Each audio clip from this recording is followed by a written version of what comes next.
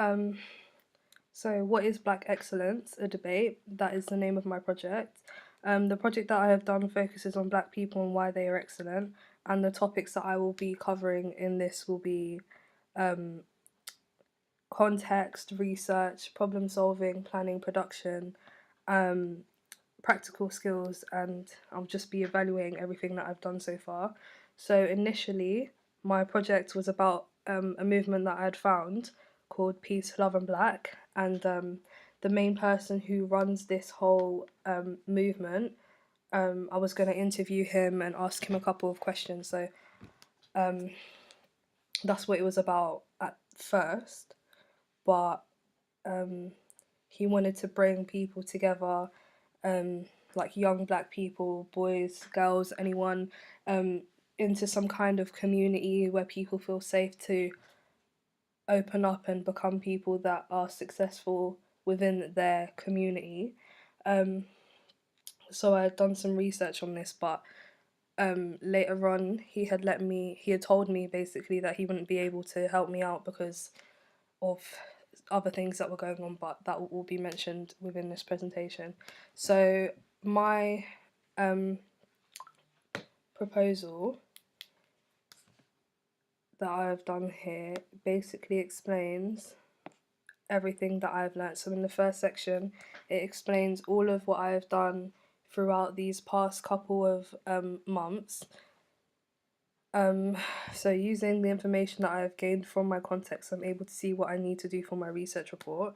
Um, I also started to look into my primary research after I started doing my project proposal. I was also able to see what I need to do and what I need to ask the target audience to make it more intriguing for them to continue to watch the debate that I was going to be doing. Um, then I moved on to my schedule.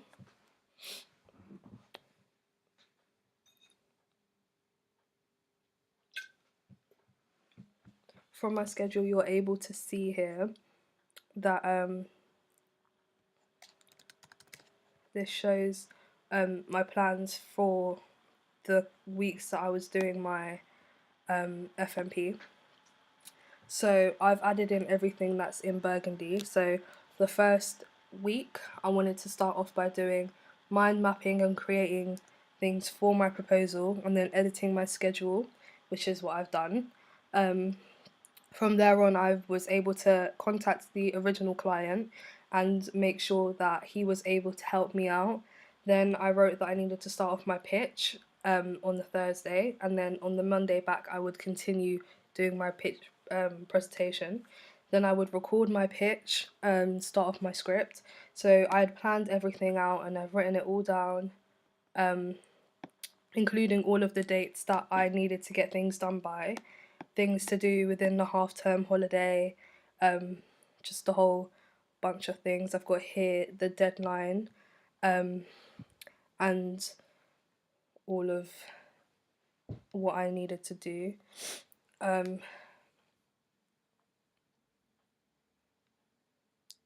And then I went on to my pitch. So, like I said originally, I had wanted to do it on the Peace, Love, and Black movement. So, this is what my pitch was on. So, the concept was that I wanted to make a short, informative documentary on the movement, Peace, Love, and Black. It is about empowering young people into doing what they think is impossible, and helping them get off the streets to help themselves. So I had to ask myself what would be effective things to add to make the audience more attracted to the project. I had to ask what has he gained so that more people would start to follow the movement. And I had to also ask, why did you start the movement? So in the bubbles, I'd put in things that I could ask him and ask myself.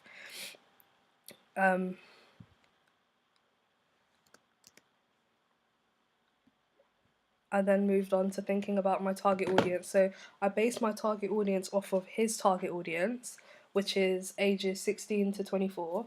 This is because this was also, the documentary was also a way to help promote his brand.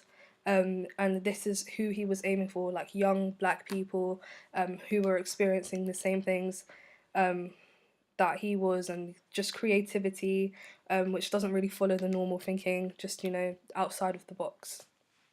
So then I moved on to my primary target audience profile. Here, I was able to start mind mapping the things that I wanted for my target audience. So the people that I would be aiming towards were people who use social media things, such as Snapchat, Facebook, Twitter, YouTube, Instagram. I wanted the topic to be quite motivational, so people were able to see what he was trying to do. And he does motivational speaking, and I was planning to incorporate that into my video and get him to sign a release form. I want people who read The Sun to watch this, because they write quite controversial things in their newspaper. I was aiming for students. Students shop at Asda, Aldi. That kind of narrows down the bracket in which they would kind of understand. I want it to be a student film, so media students would watch it, be interested in it, and the plan was so that this could be watched on E4, YouTube, and Netflix. And then I had to think about a secondary target audience, because there are some people who aren't necessarily inside the same bracket. So I went for people who are the working class, between age 30 and 45. These people usually shop at like Marks and Spencer's, Waitrose. They're reformers. Older people might find like it more interesting because they like to self-educate themselves, and this is what it could be on. They would read The Guardian, find things in that kind of newspaper more interesting, but they could also look up the information on Netflix and YouTube, which is something similar to my first target audience, and that's why I wanted to connect the two. So for my primary research, I want to do a vox pop, or a questionnaire where I'd be interviewing the target audience. This way I'll be able to find a way to get clear information for my documentary, also help me decide the mode of address that I would want to use, and it would determine approximately the amount of people that would be interested in the actual topic itself. For my secondary research, I would be looking at similar products, online reports, other people researching the same topic as me, other Black excellent movements on YouTube, articles, online statistics, case studies, YouTube videos, and influencers with opinions, because they are quite good at formulating a certain amount of influence onto younger people. So here I am looking at visual research. So we've got EK in the top left corner, sorry, in the bottom left corner. His movement is called Peace, Love, and Black. So that's why there's the three signs. That's what he uses to show people what he's about. I've got his Instagram, Snapchat, and Twitter in that picture, and also a picture of him and his friend promoting the clothing brand that he has, which is something I would also like to include inside of the video, along with people who he finds motivational. So you've got Barack Obama, Michelle Obama, Tupac. So I also looked at similar productions to what I was trying to look at. There is a documentary on YouTube called Black Excellence documentary. It's about different people coming up and saying what they think Black excellence is to them, a personal opinion, and they're all dancing, quite finding it quite interesting. QT tip defines hashtag Black excellence is the same sort of thing. It's just one reporter explaining what they think it is, and they speak about the topic. Then I had the potential idea of doing something like BK Chat, which is a chat show, like a debate show where there's boys and like male and female, two split groups, and then the male will ask the girls question, or the girls will ask the boys questions, and they do it back and forth each episode. And I've also got a music video in there, I'm Not Racist, because this shows the different points of view people have, and something that I could actually show like a difference of. the contributor profile. So here we have EK. He is the CEO of Peace, Love and Black. The role he would be playing would be the main contributor, and I have all his social medias there. The equipment that I would be using is a camera, a tripod, a microphone, and potentially lighting. All of these things are important when making a documentary. The camera, definitely one of the most important bits of equipment. Potential locations that I would be looking at was a cafe or a coffee shop of some sort, because it's quite a neutral environment. I was also thinking of the football pitch or Power League. There's Barnet Football Club that could also be used, because he also does football, so that would be quite close to home for him, as he does most of his motivational speeches based off of football. I'd also like to maybe potentially film in central London or Wood Green, because those are quite near places to where we both live, or his uni accommodation, but I'm not too sure about that quite yet. The budget for my production doesn't need to be anything over £20, because transport and food can be bought for that amount in total with the filming dates. All of the people who are going to be interviewed will not be paid. I will have a background track potentially that could cost around £5 at the most. Yeah, so that's my pitch proposal.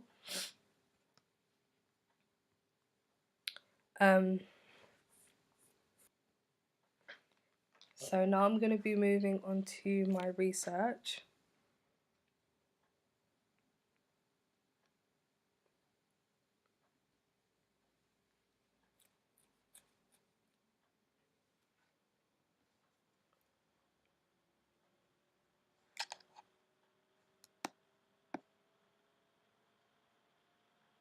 So in my research report, I have different sections.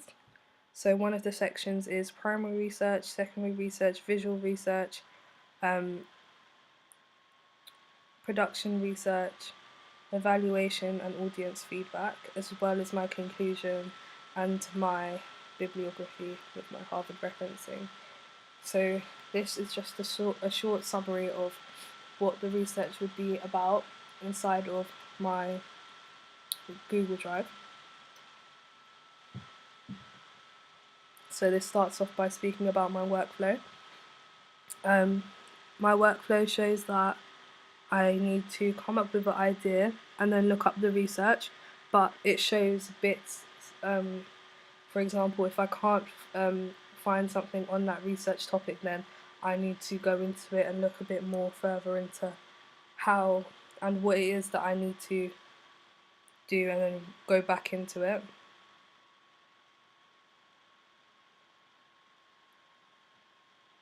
So my primary research is basically a questionnaire. I ended up doing a questionnaire instead of a vox pop. So I was asking my target audience group to answer the following questions. So the first question is, do you watch documentaries? A larger majority of people had said yeah, and some people had said sometimes. And for each of the questions, I've made a quick summary explaining why I asked the questions and the result of the questions. Then I did a second questionnaire, more towards what the topic actually is about. So I asked my audience, have you ever heard of Peace, Love and Black? A larger majority of them haven't. Would you be interested in a documentary about Peace, Love and Black? A larger majority said yes, some people said no, and some people said maybe.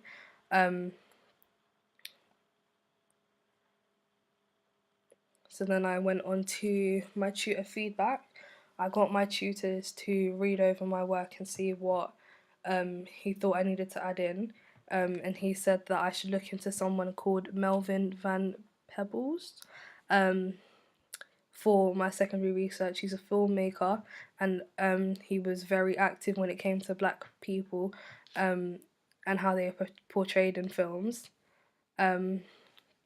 So then I looked into the information that he had given me, and I'd actually found quite a bit about the contributor, but I think that's not contributor, sorry, about the filmmaker, but that's later on in this document.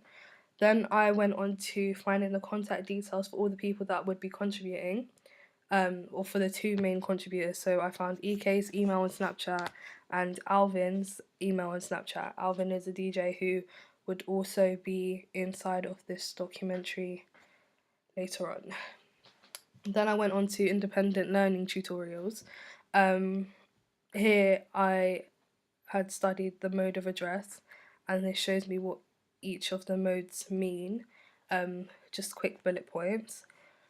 Then I did a bit of script work to see what kinds of scripts were being made in each style,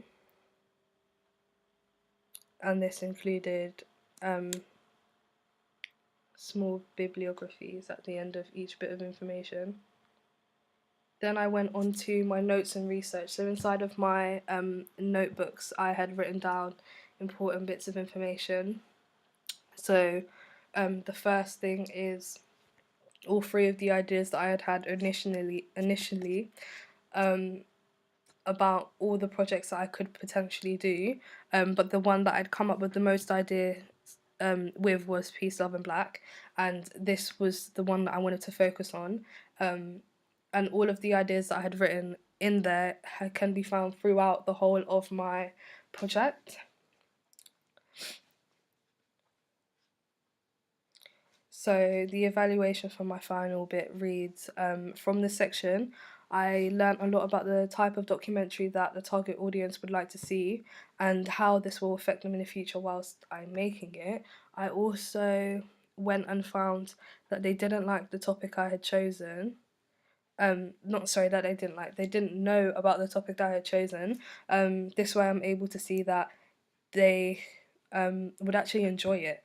So they would find out something new about the topic, which means I've kind of achieved the goal that I'm going for already. Then I did some secondary research just about the general topic. I found that I found out his YouTube page and wrote a small description below, and this was research into his actual YouTube. Then I did more research onto people through articles. So I did Meghan Markle and how her effect on the royal family and the whole of the UK and the world even has made a difference. And how she's been black and successful. No one has really said anything to her or stopped her in doing what she needs to do. Stormzy as well, how he's been quite successful as a young black person living in the UK, and another rapper called Dave. The same kind of thing as Stormzy. I then included a screenshot from my pitch presentation in my target audience and wrote a paragraph explaining why I had chosen this target audience, and I'd done the same thing for my secondary audience. Then I went into talking about my BBC and E4 target audience and said why I had chosen them. And then I wrote bits about my commissioning process for the BBC demographic, the E4 demographic, the Vice demographic, and the YouTube demographic. Then I went on to trends and surveys. So I went onto this website here and I was able to find all of this information about young black people who are living at home and how they're perceived like in life and how they struggle to do things, but their success rate can still be quite high.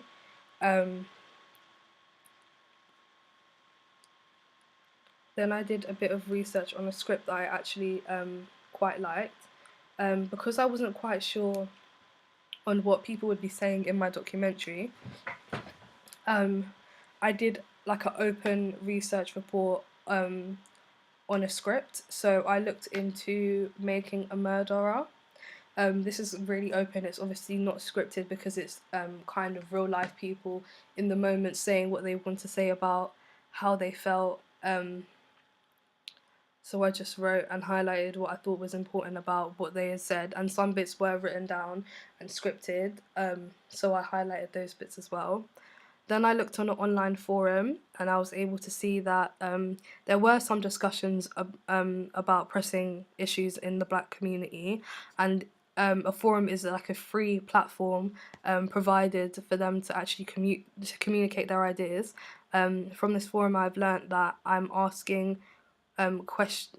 need to be asking like hard questions in the interview, such as what is Black excellence to you, to each individual, to see how they respond. Then I gave evaluation on the whole of my secondary research, like a short evaluation. Then I went on to my visual research. It's the same kind of thing that you see in my pitch. And then I go on to explaining different things about the contributors. Then I copied and pasted some things on the filmmaker that I was told to look at by my tutor, and I learnt quite a bit of things. He published 4 novels and 1 story, and he made a short film. Then I went on to actually looking into my 3 similar products that I had mentioned in my pitch, and wrote some of the conclusions about them. Then I went on to look into my artwork and experiments that I had done. I looked at online tutorials on how to edit, and then I made a short summary about what I had found. Then I did a lot of budget research to find out how much each of the things would cost, and this was important to the final product because it would be able to help me see what's important when coming to look for things to rent.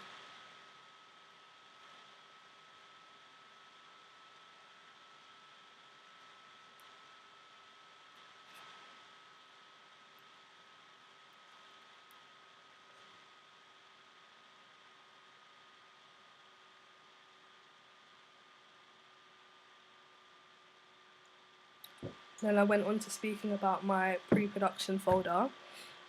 Inside my pre-production folder, you can find my call sheet, my client liaison logbook, my location recce's release forms, risk assessment forms, and the shot list, which I have actually moved to context now, but this explains why everything is where it is. And then I did evaluation on audience feedback, so this is what I wanted for the audience to actually be able to see feedback wise, and each of the groups of people would be able to receive feedback. I'd be able to receive feedback from each of these people. Then I wrote a conclusion on that topic.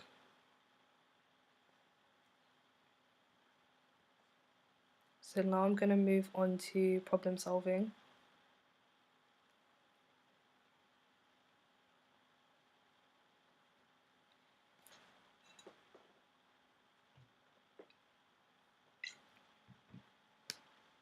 So throughout my project I came across quite a few problems. But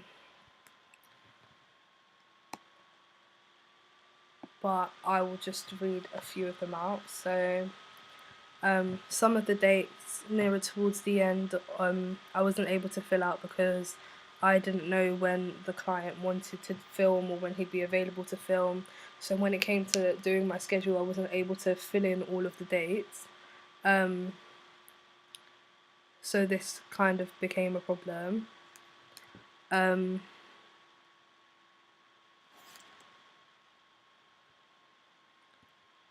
But then in the right hand corner or the right hand column, I was able to put in the solutions basically to all of the problems that I'd come up with.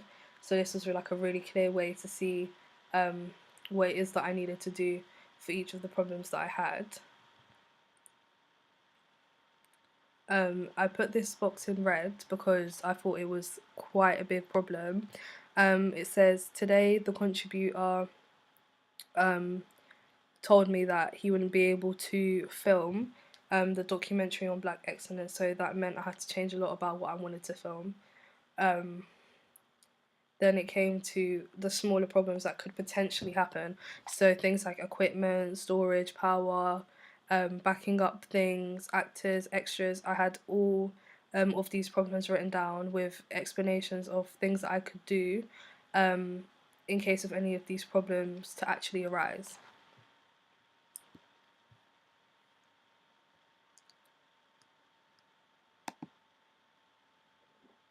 So now I'm going to move on to my pre-production paperwork.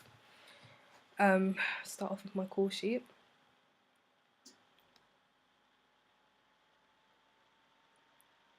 So in my call sheet, I put the Black Visuals logo and the email in which you could contact me at the telephone and the location that I would be at. All of the people who would be on set. I had only the email for Alvin. I didn't have the email for any of the other contributors that would be in the documentary. So I had the schedule set out. The shooting and production would be done on one day for 3.5 hours. That was the plan. So here it shows everything that I need for production. So photographs for of around the room. I need a camera recorder, microphone, tripod, SD card, and the microphone would be attached to the camera, so that would help with the audio. Everyone keeps the clothes quite casual. Tracksuits, jumpers, hoodies were fine. I didn't have a problem with what they were wearing. Makeup for people, minimum. I'd only be patching people up if they were looking too shiny on camera. And I had a description of how to get to the location here. So, yeah. Then we'll get onto that in a minute. I did a location recce on the location that I was originally going to film in. So here's just a picture of where I wanted everyone to sit. These are the kind of shots that I would be doing: long shot, two shot, close up, middle shot. So the owner of the property is Alvin, one of the contributors. There is electric supplied on site. Food can be provided by the host. There's parking available without a permit. There's a contact number there to call. All the release forms need to be signed on the same day, and there can be availability in the place that I was going to film in Monday to Friday after 6 p.m, and Saturday and Sunday the house will be available for filming. The living room has a big space and there's good lighting available on site. Safety issues, there are there's quite a few wires around the house, but these can be moved, so it's not exactly a problem, but it is a safety issue which I needed to take into consideration, and they could be moved easily. So then I went on to my risk assessment form.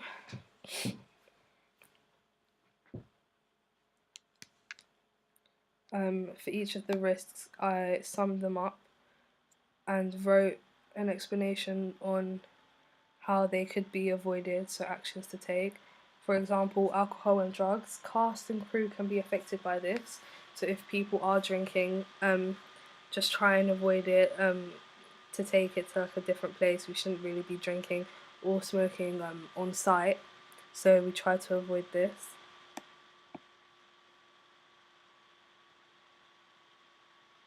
Then I actually went on to do my logbook. So here is all of the contact details between the clients and I. You're able to see here that I was able to be in contact with EK, and he said that he'd be able to help me film. Then I spoke to other contributors to see if they'd be able to help me. And then on the 5th of March, EK told me that he wouldn't be able to help me with the documentary, so I had to actually call Alvin so that he could be the main contributor, and we sorted out a plan over the phone to get other people involved to make it into the debate that it is currently. And then when we switched locations, we got a new location form to be signed by the owner. Here you're able to see her signature, phone number, the address that she is giving us permission to film on, and my own signature at the bottom. I think that's everything in this folder. Pre-post. So the last folder that I would want to go into is my post-production folder. Here you can see my feedback forms and my release forms, so I'm going to go into feedback. Here I asked I did two questionnaires. So this is my rough edit questionnaire, where I've received 8 responses.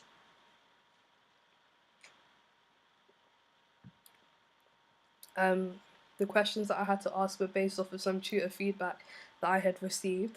So I asked, can you hear everyone clearly in the video? Most of the people said yes, some people said no, so I had to change that. Does the brightness need to be changed?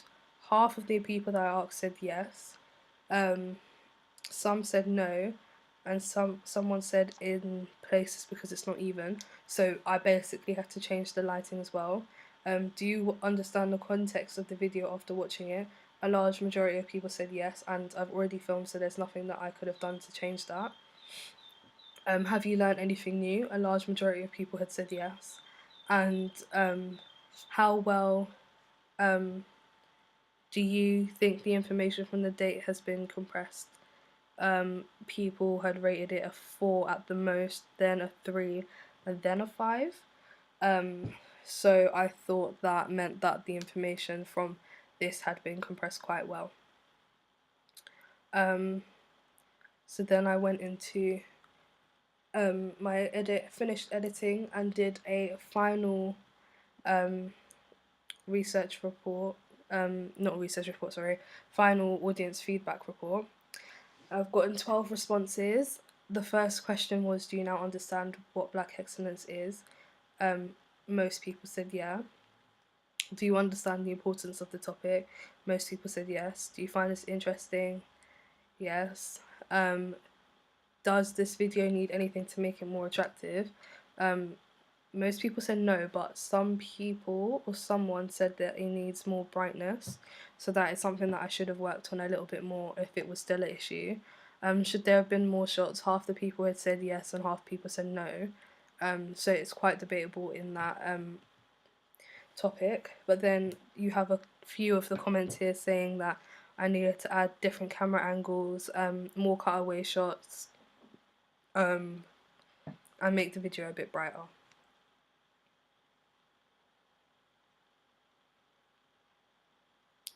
Then I have here some of my release forms.